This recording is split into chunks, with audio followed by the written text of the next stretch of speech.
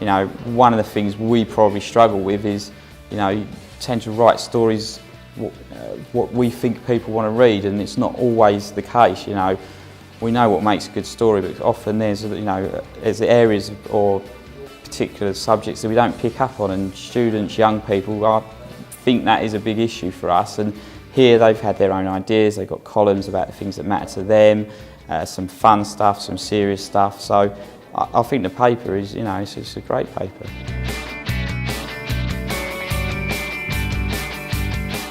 Me and Stephen are on our way to Barking with Ellie and Mark from the Barking and Dagenham Post to go to a conference about giving women a voice, and they'll be talking about domestic violence, women's health, etc. We're hoping to get an article out of this, ask some questions and get some general photos as well.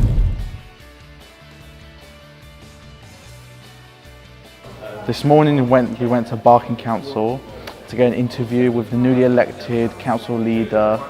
He had a lot to say, which was very interesting. Come up with new ideas, which is brilliant. I had lots of fun interviewing him.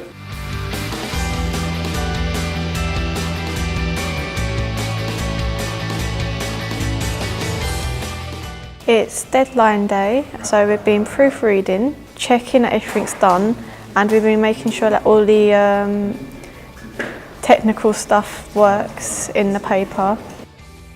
We'll always meet the deadline. That's never ever going to be in doubt. That's really important for me to make sure that happens. But you know, they hit the deadline with plenty of time to spare. The content was great. It was varied. There's a lot of pictures in there, a lot of their own ideas.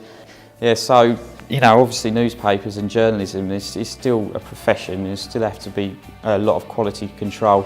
So every page, when it's finished, you know, someone like myself, a news editor, proofreads every word, checks for typos, you know, looks at the quality of the pictures, the design, looks at the headline, make sure they fit, you know, obviously check for legal issues on sensitive stories or court cases, and then that's when we sort of hit the button to send it to the printers.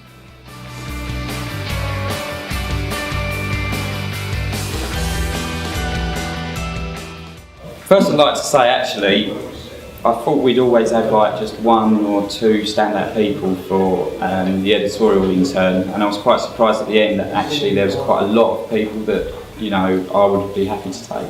But you know, you have to make one decision, and this person from the outset was fully committed, had brilliant ideas, and came to us with stuff, worked on stories that we wouldn't have got actually, probably without her including the front page. So that's Emily.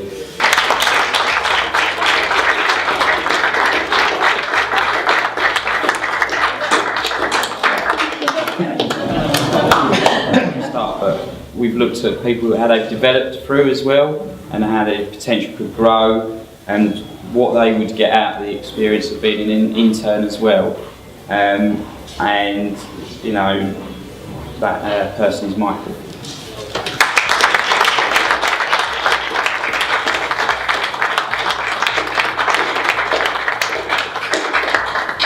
I am quite honoured about this whole thing. I did not expect it at all to win the award. The internship was a great experience, and I think I'm just really thankful for Archon and the college giving us the opportunity, and I think it's going to be a great experience for me in the future.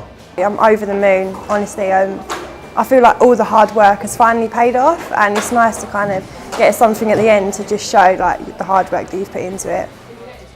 I'd have this lot back, yeah, without a doubt. It's the first time I've ever done anything like this. We've had plenty of people in on work experience and stuff like that, but nothing ever on this scale, and yeah, definitely have them back again.